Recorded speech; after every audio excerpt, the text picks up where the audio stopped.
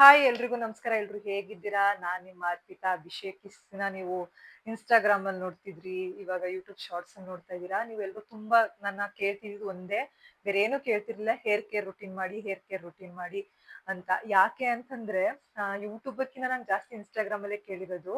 Because ನಾನ್ ಹೋಗಿ ಎಷ್ಟು ಚೆನ್ನಾಗ್ ಒಬ್ರು ನನ್ ವಿಡಿಯೋಸ್ ಇಷ್ಟ ಆಯ್ತು ಅಂದ್ಮೇಲೆ ಅವ್ರು ಎಷ್ಟ್ ಚೆನ್ನಾಗಿ ಹೈಲೈಟ್ಸ್ ಚೆಕ್ ಮಾಡಿದ್ದಾರೆ ಅಂದ್ರೆ, ನಂದು ಕೂದ್ಲು ಅಂದ್ರೆ ಸ್ವಲ್ಪ ತಿನ್ನಾಗಿತ್ತು. ಈಗ ನಮ್ಮ ಹತ್ರ ಫೋನ್ ಬಂದಿದೆ ಅರೌಂಡ್ 1 ಡಿಗ್ರಿ ಟೈಮಿಂದ ಅಲ್ವಾ? ಅಲ್ಲಿಂದ ನಾನು ಫೋಟೋಸ್‌ನೆಲ್ಲ ಹೈಲೈಟ್ಸ್ ಅಲ್ಲಿ ಪೋಸ್ಟ್ ಮಾಡಿದೀನಿ. ಆ ಫೋಟೋಸ್‌ನೆಲ್ಲ ನೋಡ್ಕೊಬಂದ್ ನನ್ಗೆ ಇವಾಗಿನ ಹೇರ್‌ಗೂ ಅವಾಗಿನ ಹೇರ್‌ಗೂ ಹೇರ್ ಕೇರ್ ಮಾಡಿ ಅಂತ ತುಂಬಾ ಜನ ರಿಕ್ವೆಸ್ಟ್ ಕಳಿಸ್ತಾ ಇದ್ರಿ. ಸೊ ಫೈನಲಿ ನಾನು ಇವತ್ತು ಹೇರ್ ಕೇರ್ ವಿಡಿಯೋ ಮಾಡ್ತಾ ಇದ್ದೀನಿ. ಓಕೆನಾ? ಸೊ ಏನಾದ್ರೂ ಸ್ವಲ್ಪ ಸ್ವಲ್ಪ ವಿಡಿಯೋದಲ್ಲಿ ಏನು ಅನ್ಕೋಬೇಡಿ. ಓಕೆನಾ? So start. ಯಾವ ತರ ಹೇರ್ ಕೇರ್ ಮಾಡೋದು ಅಂತ. ಥಿನ್ ಹೇರ್ ಇರ್ಲಿಲ್ಲ. ನಂದು ಲಾಂಗ್ ಹೇರೇ ಇದ್ದಿದ್ದು. ಯಾಕಂದ್ರೆ ನಂದು ಫ್ಯಾಮಿಲಿ ಹೇರ್ ಅಂತಾನೆ ಹೇಳ್ಬೋದು. ಯಾಕೆ ಅಂತಂದ್ರೆ ನಮ್ಮ ಅಮ್ಮಂಗೂ ತುಂಬಾ ಲಾಂಗ್ ಹೇರ್ ಇದ್ದಿದ್ದು. ನಮ್ಮ ಅಜ್ಜಿ, ನಮ್ಮ ಅಮ್ಮ ಅವ್ರ ಅಮ್ಮ ಅವ್ರಿಗೂ ಲಾಂಗ್ ಹೇರೇ. ನಮ್ ದೊಡ್ಡಮ್ಮಂದಿರಿಗೆಲ್ಲ ಉದ್ದ ಕೂದ್ಲನೆ ಇದ್ದಿದ್ದು. ಉದ್ದ ಕೂದ್ಲು ಮತ್ತೆ ಈಗೂ ತುಂಬಾ ದಪ್ಪ. ಇನ್ನೊಂದ್ ನೆಕ್ಸ್ಟ್ ಯಾವ್ದಾರ ಲಾಗಲ್ಲಿ ಹೋಗಿ ಸಿಕ್ಕಿದಾಗ ನಿಮ್ಗೆ ತೋರಿಸ್ತೀನಿ. ಎಲ್ಲಾರ್ದು ಉದ್ದ ಕೂದ್ಲನೇ ಇದ್ದಿದ್ದು. ನಮ್ದು ಆಲ್ಮೋಸ್ಟ್ ಎಲ್ಲ ವಂಶದ ಕೂದ್ಲು ಅನ್ನೋ ತರಾನೇ ಇದ್ದಿದ್ದು. ಓಕೆನಾ? ಸೊ ಹಂಗಿದ್ದಿದ್ ನನ್ ಕೂದ್ಲು ಯಾಕಷ್ಟ್ ತೆಳ್ಳಗಾಯ್ತು ಅಂದ್ರೆ ಬಿಕಾಸ್ ಆಫ್ ನಾನ್ ಇಟ್ಕೊಂಡಿದಂತಹ ರುಟೀನ್. ಓಕೆನಾ? ಇವನ್ ನಾನು ಎಷ್ಟು ಜಂಕ್ ಫುಡ್ ತಿಂತಿದ್ದೆ ಅಂತಂದ್ರೆ, ದಿನಾ ನಮ್ ಡ್ಯಾಡಿ ನಂಗೆ ಜಂಕ್ ಫುಡ್ ತರ್ಬೇಕಿತ್ತಂದ್ರೆ ಬೇಕರಿ ಐಟಮ್ಸ್. ಈ ಡಾರ್ಕ್ ಫ್ಯಾಂಟಸಿ, ಈ ಕ್ರೀಮ್ ಬನ್ನು, ದಿಲ್ ಪಸನ್ನು, ಎಗ್ ಪಪ್ಸು, ಇವ್ ಯಾವಾಗೂ ನಮ್ಮ ಮನೇಲಿ ಸ್ಟಾಕ್ಸ್ ಇರ್ತಿತ್ತು. ನಾವ್ ಫೋನ್ ಮಾಡಿ ಅವಾಗ ಲೈನ್ ಫೋನ್ ಮಾಡಿದ್ರೆ ಡ್ಯಾಡಿ ಇದು ಬೇಕು ಬೇಕು ಅಂದ್ರೆ, ಇನ್ ಕೇಸ್ ಅವ್ರು ಬೈ ಮಿಸ್ ಆಗಿ ತಂದಿಲ್ಲ ಅಂದ್ರೆ ಫುಲ್ ನಾನ್ ರಂಪಾಟ ಮಾಡ್ತಿದ್ದೆ. ಸೊ ಅದಕ್ಕೆ ಅವ್ರು ಡೈಲಿ ತರ್ತಿದ್ರು. ನನಿಗೂ ಬುದ್ಧಿ ಇಲ್ದಿರೋದ್ ಏಜ್ ಅಲ್ವಾ? ಅದೆಲ್ಲ ಅವಾಗ ನಮ್ಗೆ ಅದೇ ಸ್ನಾಕ್ಸು. ಬಟ್ ಇವಾಗೆ ಅದೆಲ್ಲ ಇದ್ ಮಾಡಿರೋದು. ಬಟ್ ಅವಾಗ ನಮ್ಗೆ ಅದೇ ಸ್ನಾಕ್ಸು. ಸೊ ತಗೋಬರ್ತಿದ್ರು, ತಿಂತಿದ್ವಿ. ಅದ್ ಹೇಗ್ ಸ್ಟಾರ್ಟ್ ಆಯ್ತು ಅಂದ್ರೆ, ಇವಾಗ ಜಂಕ್ ಫುಡ್ ತಿನ್ನಕ್ ಸ್ಟಾರ್ಟ್ ಮಾಡಿದೀವಿ ಅಂದ್ರೆ ನಮ್ ಹೆಲ್ತ್ ಹೀಗೆ ಹಾಳಾಗಲ್ಲ. ಸ್ಲೋಲಿ ಪಾಯ್ಸನ್ ತರ, ಸ್ಲೋ ಪಾಯ್ಸನ್ ತರ. ಡೇ ಬೈ ಡೇ ನಿಧಾನಕ್ಕೆ ಅದು ನಮ್ಗೆ ಸ್ಲೋ ಪಾಯ್ಸನ್ ತರ ವರ್ಕ್ ಆಗುತ್ತೆ. ಅರೌಂಡ್ ನನ್ ಹೇರ್ ಚೆನ್ನಾಗೇ ಇತ್ತು. ಇವನ್ ಎಲ್ಲಿವರೆಗೂ ಸೆಕೆಂಡ್ ಪಿ ಯು ವರೆಗೂ. ಸೆಕೆಂಡ್ ಪಿ ಯು ಎಂಡಿಂಗ್ ಅಲ್ಲಿ ಸ್ವಲ್ಪ ಹೇರ್ ಫಾಲ್ ಆಗಕ್ ಸ್ಟಾರ್ಟ್ ಆಗಿದ್ದು. ಅಂದ್ರೆ ಒಂದಿಷ್ಟಿಷ್ಟೇ ಕೂದ್ಲು, ಇಷ್ಟಿಷ್ಟೇ ಕೂದ್ಲು. ಅದಕ್ಕಿಂತ ಫಸ್ಟ್ ಒಂದೇ ಒಂದ್ ಕೂದ್ಲು ನನ್ಗೆ ಹೇರ್ ಫಾಲ್ ಆಗ್ತಿರ್ಲಿಲ್ಲ. ಎಲ್ಲೋ ಒಂದು ಹಿಂಗ್ ಎಲ್ಲಿ ನಾವೇ ಹೇಳ್ಕೊತಿದ್ವಿ ಸ್ಕೂಲಲ್ಲೆಲ್ಲ. ಅವಾಗ ಮಾತ್ರ ಬರ್ತಿದ್ವು. ಎಲ್ಲೋ ಒಂದ್ ಹೇರು ಸ್ನಾನ ಮಾಡ್ದಾಗ ಅಷ್ಟೇ ಅನ್ಸುತ್ತೆ ಒಂದೆರಡು ಕೂದ್ಲು ಇರ್ತಿದ್ದು. ಇದ್ ಮಿಕ್ದಾಗಂತೂ ಒಂದ್ ಹೇರ್ ಫಾಲ್ ಆಗಿದೆ ನಾನ್ ನೋಡಿಲ್ಲ ನಂದು. ನಾನು ಪಿ.ಯು ಎಂಡಿಂಗ್ ಅಲ್ಲೇ ನಂದು ಹ್ಯೂಜ್ ಹೇರ್ ಫಾಲ್ ಆಗಿರೋದು ನಾನ್ ನೋಡಿದ್ದು. ಅಲ್ಲಿವರೆಗೂ ಮಾಮೂಲಿ ನಮ್ ಡ್ಯಾಡಿ ಯಾವಾಗ ಫೋಟೋ ತೆಗಿತಿದ್ರು ಅಷ್ಟೇ. ಇದ್ದಾಗ ಸೆಲ್ಫಿ ಗಿಲ್ಫಿ ಆತರ ನಮ್ ಡ್ಯಾಡಿ ನಮ್ ಕೈಗ್ ಫೋನ್ ಕೊಟ್ಟಿದ್ರೆ ಕೂದ್ಲೆಲ್ಲ ಮುಂದೆ ಹಾಕೊಂಡ್ ಫೋಟೋ ತೆಗ್ದು ಜ್ಞಾಪನ ಇಟ್ಕೊಬೋದಿತ್ತು. ಇದೆ ನಮ್ಮ ಅಕ್ಕನ್ ಮದ್ವೆ ಫೋಟೋದಲ್ಲಿ ಇದೆ. ಆಮೇಲೆ ನಂದು ಸ್ಕೂಲ್ ಯೂನಿಫಾರ್ಮ್ ಡ್ರೆಸ್ ಅಲ್ಲಿ ಇಲ್ಲಿವರೆಗೂ ಹಾಕಿರೋಂತ ಫೋಟೋಸ್ ಇದೆ. ಸೊ ಅದನ್ನೆಲ್ಲ ನಾನು ಅಟ್ಯಾಚ್ ಮಾಡ್ತೀನಿ ನಿಮ್ಗೆ. ಇಲ್ಲಿ ಯಾವ ತರ ಇತ್ತು, ಯಾವ ತರ ಆಯ್ತು ಅಂತ. ಸೊ ನಾನ್ ಡಿಗ್ರಿ 2019 ಅಲ್ಲಿ ಅನ್ಸುತ್ತೆ ನಾನ್ ಡಿಗ್ರಿ ಜಾಯ್ನ್ ಆಗಿದ್ದು. ಆವಾಗ ನಂಗೆ ಸ್ಲೋಲಿ ಹೇರ್ ಫಾಲ್ ಜಾಸ್ತಿ ಆಯ್ತಾ ಹೋಯ್ತು. ಡೈ ಬೈ ಡೇ ಕೂದ್ಲು ಜಾಸ್ತಿ ಹೇರ್ ಫಾಲ್ ಆಗಕ್ ಸ್ಟಾರ್ಟ್. ಸ್ವಲ್ಪ ತಿನ್ ಆಗಕ್ ಸ್ಟಾರ್ಟ್. ತುದಿನೇ ಅಲ್ವಾ ನಮ್ಗೆ ಗೊತ್ತಾಗೋದು ಜಾಸ್ತಿ. ಸೊ ನಾನು ಹೋಗ್ದೆ ಅವಾಗ ಹೇರ್ ಕಟ್ ಫಸ್ಟ್ ಟೈಮ್ ಆಚೆ ಹೋಗಿ ನಾನು ಹೇರ್ ಕಟ್ ಮಾಡ್ಸಿದ್ದೆ. ಅಲ್ಲಿವರೆಗೂ ನಮ್ಮ ಅಮ್ಮನೇ ತುದಿ ಕಟ್ ಮಾಡ್ತಿದ್ರು. ಹಾಗೆ ಮೇಂಟೈನ್ ಮಾಡ್ತಿದ್ದೆ. ಅದಾದ್ಮೇಲೆ ನಾನು ಫಸ್ಟ್ ಟೈಮ್ ನಾನು ಹೋಗಿ ಹೇರ್ ಕಟ್ ಮಾಡ್ಸಿದ್ದು. ಒಂದ್ ನಿಮಿಷ ಕಾಲ್ ಬರ್ತಿದೆ. ಹೇರ್ ಕಟ್ ಮಾಡಿಸ್ದೆ. ಹೇರ್ ಕಟ್ ಮಾಡ್ಸಾದ್ಮೇಲೆ ಮಾಮೂಲಿ ಹಂಗೆ ಹೋಗ್ತಿದ್ದೆ. ಡೈ ಬೈ ಡೇ ಸಣ್ಣ ಆಗ್ತಿದ್ಲು ಕೂದ್ಲು. ಉದುರುತಿತ್ತು ಸಣ್ಣ ಆಗ್ತಿತ್ತು. ಅದಾದ್ಮೇಲೆ ನಾನುನು ನೆಗ್ಲೆಕ್ಟ್ ಮಾಡ್ತಿದ್ದೆ.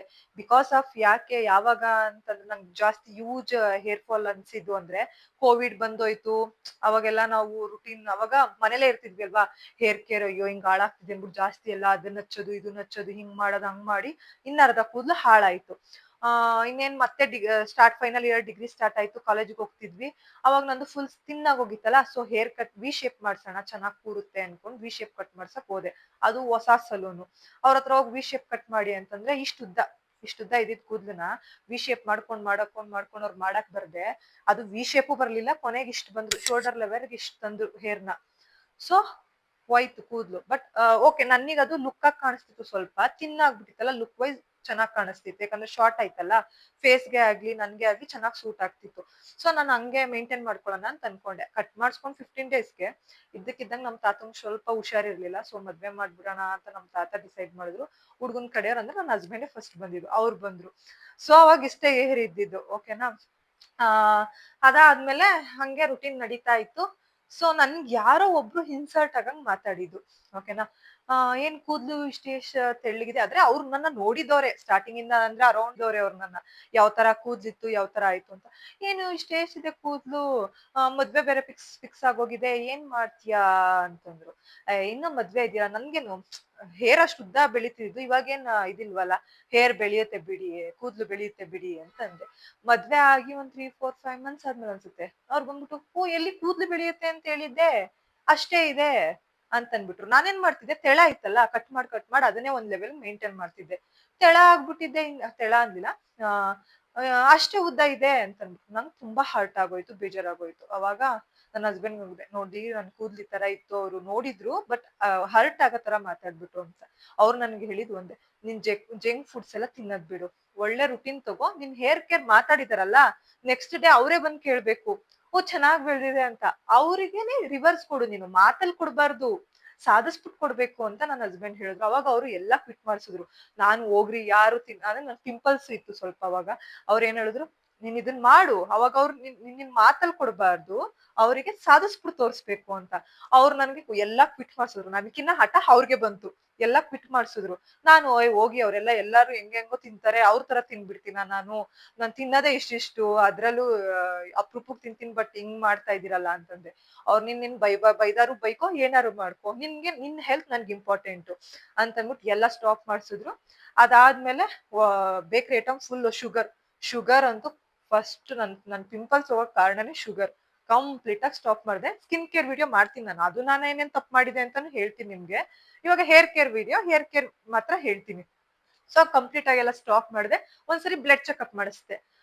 ಸೊ ಯಾಕೆ ಹಿಂಗ್ ಆಗ್ತಿದೆ ಅಂತ ಅಂದ್ಬಿಟ್ಟು ಅದ್ರಲ್ಲಿ ನನಗೆ ಗೊತ್ತಾಯ್ತು, ಫುಲ್ ಹಾರ್ಮೋನ್ ಇಂಬ್ಯಾಲೆನ್ಸ್ ಆಗಿದೆ, ಮತ್ತೆ ವಿಟಮಿನ್ ಡಿ ಕಮ್ಮಿ ಆಗಿದೆ ಅಂತ. ಸೊ ಓಕೆ, ನಾನ್ ಪಿಂಪಲ್ಸ್ಗೆ ಡಾಕ್ಟರ್ ತೋರಿಸ್ತಾ ಇದ್ನಲ್ಲ, ಅವ್ರಿಗೆ ಒಂದ್ಸರಿ ಕನ್ಸಲ್ಟ್ ಮಾಡಿದೆ. ಸೊ ಪಿಂಪಲ್ಸ್ ತೋರ್ಸಕ್ ಹೋದಾಗೆ ನಂದು ಹೇರ್ ಫಾಲ್ ಆಗ್ತಿದೆ ಹಿಂಗೆ ಅಂತ. ಅವಾಗ ಅವ್ರು ನನ್ಗೆ ಹೇರ್ಸ್ ನ ರೂಟ್ ಓಪನ್ ಮಾಡಿ ನೋಡಿದ್ರು. ಮ್ಯಾಮ್ ನಿಮ್ಗೆ ತುಂಬಾ ಚೆನ್ನಾಗಿದೆ ಮ್ಯಾಮ್ ರೂಟು ಅಂತ ಅಂದ್ರು. ಮ್ಯಾಮ್ ಬಟ್ ಹೇರ್ ಫಾಲ್ ಆಗ್ತಿದೆ, ರೂಟ್ ಚೆನ್ನಾಗಿದೆ, ಹೇರ್ ಫಾಲ್ ಆಗ್ತಿದೆ. ಹೇಗೆ ಹೇರ್ ಫಾಲ್ ಆಗ್ತಿತ್ತು ಅಂದ್ರೆ, ಇಲ್ಲಿಂದ ಹೇರ್ ಗ್ರೋತ್ ಆಗ್ತಿತ್ತು, ಇಲ್ಲಿಂದ ಕಟ್ಟಾಗಿ ಉದುರುತ್ತಿತ್ತು. ನಾಟ್ ಇಲ್ಲೆಲ್ಲೋ ಕಟ್ಟಾಗಿ ಉದ್ರೋದು, ಇಲ್ಲೆಲ್ಲ ಕಟ್ಟಾಗಿ ಉದ್ರೋದಲ್ಲ, ಇದು ಬೈ ರೂಟ್ ಬೆಳೆದಿದೆ, ರೂಟ್ ಇಷ್ಟು ಬೆಳೀತಿದೆ, ಬಟ್ ನನ್ಗೆ ರೂಟ್ ಇದೆ ಅಲ್ವಾ, ಚೆನ್ನಾಗಿ ಗ್ರೋತ್ ಆಗ್ತಿದೆ, ಬಟ್ ವಿಟಮಿನ್ ಬೇಕಲ್ವಾ, ಅದಕ್ಕೆ ಸ್ಟ್ರೆಂತ್ ಬೇಕಲ್ವಾ ಬೆಳೆಯಕ್ಕೆ. ಇಷ್ಟಿಷ್ಟೇ ಕಟ್ಟಾಗಿ ನೋಡಿದ್ರೆ ಇಷ್ಟು ಕೂದ್ಲು ಮಂದ.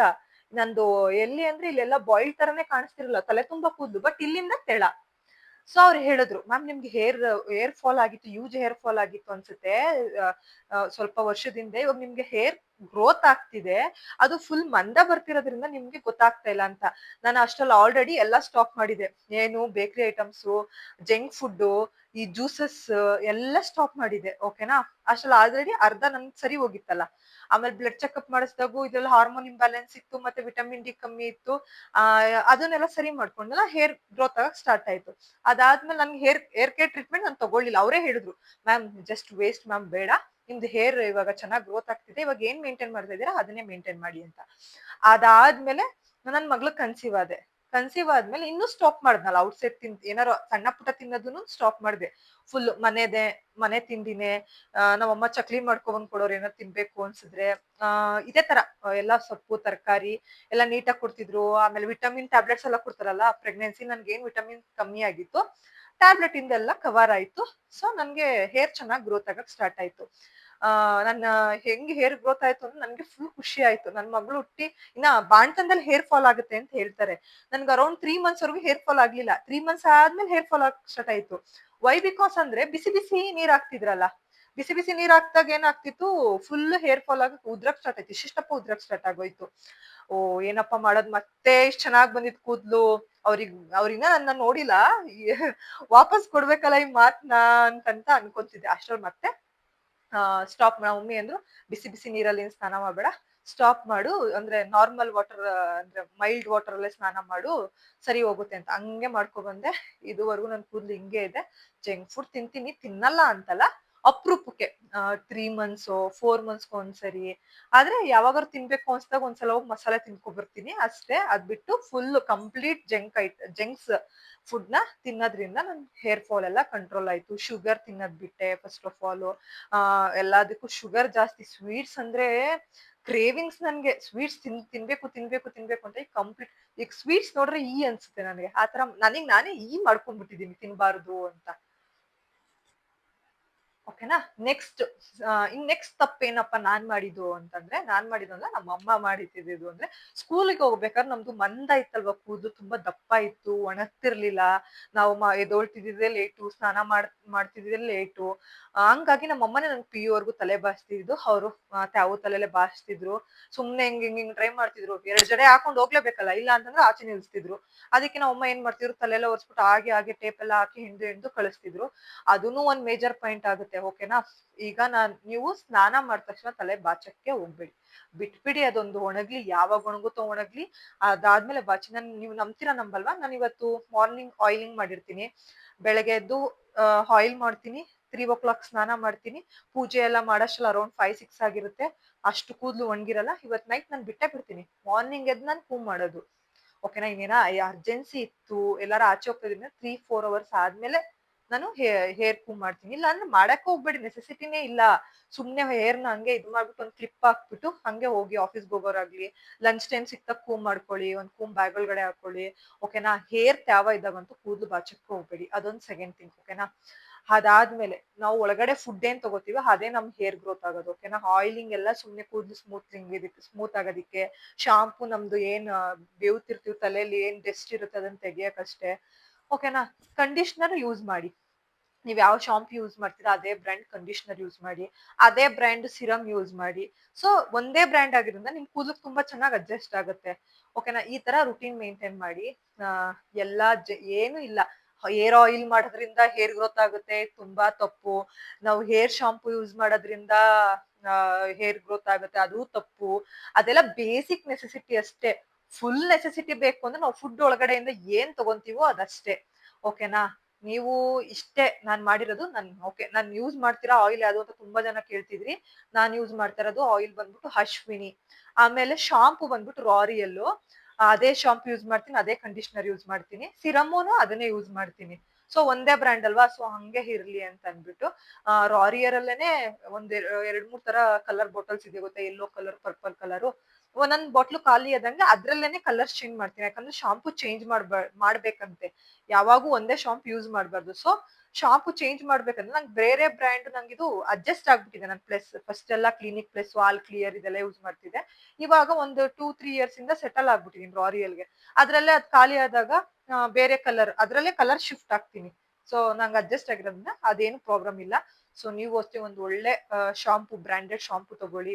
ಬ್ರಾಂಡೆಡ್ ಕಂಡೀಷನರ್ ಯೂಸ್ ಮಾಡಿ. ಕಂಡೀಷನರ್ ಅಷ್ಟೇ ಡೈಲಿ ಯೂಸ್ ಮಾಡಬೇಡಿ, ಸ್ಕ್ಯಾಲ್ಪ್ಗೆಲ್ಲ ಯೂಸ್ ಮಾಡಬೇಡಿ. ವೀಕ್ಲಿ ಟ್ವೈಸ್ ತಲೆಗೆ ಸ್ನಾನ ಮಾಡಿ. ನಾನಂತೂ ವೀಕ್ಲಿ ಟ್ವೈಸ್ ತಲೆಗೆ ಸ್ನಾನ ಮಾಡೋದು, 2 ಸರಿ ಮಾಡೋದು. ಸೊ 2 ಸರಿ ಮಾಡಿದ್ರೆ ಸಾಕು ಅವಶ್ಯಕತೆ. ಜಾಸ್ತಿ ಸರಿ ಮಾಡೋದ್ರಿಂದನೂ ಹೇರ್ ಫಾಲ್ ಆಗುತ್ತೆ, ಶಾಂಪೂ ಮಾಡೋದ್ರಿಂದನೂ ಹೇರ್ ಫಾಲ್ ಆಗುತ್ತೆ. ಇಷ್ಟೇ ನಂದು ಹೇರ್ ಕೇರ್ ರುಟೀನು. ನಾನು ಅಟ್ಯಾಚ್ ಮಾಡ್ತೀನಿ ನಾನಿಲ್ಲಿ ಯಾವ ತರ ನನ್ ಕೂದಲು ಹಾಳಾಗಿತ್ತು ಮತ್ತೆ ಹೇರ್ ಗ್ರೋತ್ ಎಷ್ಟಾಗಿದೆ ಅಂತ. ಇದು ನಾನು ಹೇರ್ ಕಟ್ ಮಾಡ್ತಿದ್ದೀನಿ, ಇನ್ನು ಇದು ಮಂದ ಇದೆ. ಹೇರ್ ಕಟ್ ಮಾಡ್ತಿದ್ದೀನಿ. ಹಾಕ್ತೀನಿ ಆ ವಿಡಿಯೋನ ಯಾವ ತರ ಇತ್ತು ಹೇರ್ ಕಟ್ ಮಾಡ್ಸಕ್ ಮುಂಚೆ ಅಂತ. ಸೊ ಇಷ್ಟೇ ನನ್ನ ಹೇರ್ ಕೇರ್ ರುಟೀನ್ ಬಂದ್ಬಿಟ್ಟು. ಇನ್ನೇನು ಎಕ್ಸ್ಟ್ರಾ ಇಲ್ಲ. ನಾವೇನ್ ಬೇಸಿಕ್ ತಿಂತೀವಿ ಅದಷ್ಟೇ ಇಂಪಾರ್ಟೆಂಟ್ ಆಗುತ್ತೆ. ಸೊ ನಿಮ್ಗೆ ಏನಾದ್ರು ಈ ವಿಡಿಯೋ ಇಷ್ಟ ಆಗಿದ್ರೆ ನನ್ಗೊಂದು ಲೈಕ್ ಮಾಡಿ, ಒಂದು ಕಮೆಂಟ್ ಅಲ್ಲಿ ತಿಳಿಸಿ. ನನಗೂ ಓಕೆ, ನಾನು ಹೇಳಿದ್ದು ಯೂಸ್ ಆಗಿರುತ್ತೆ ಅಂತ ಅನ್ಕೊಂತೀನಿ. ನೆಕ್ಸ್ಟ್ ನಾನು ಸ್ಕಿನ್ ಕೇರ್ ವಿಡಿಯೋ ಮಾಡ್ತೀನಿ. ಇವಾಗ ಹೇಳ್ತಾ ಇದೀನಿ ಸ್ಕಿನ್ ಕೇರ್. ಇದ್ರಲ್ಲೇ ಮೇಜರ್ ತಪ್ಪು, ನನ್ಗೆ ಎಷ್ಟು ಪೇನ್ ತಿಂದಿದ್ದೀನಿ ಪಿಂಪಲ್ ಇಂದ ಅದಕ್ಕೆ ಮೇಜರ್ ತಪ್ಪು ಇಲ್ಲೇನ್ ಮಾಡಿದೀನಿ ಅಂತ ನಾನು ಹೇಳ್ತೀನಿ.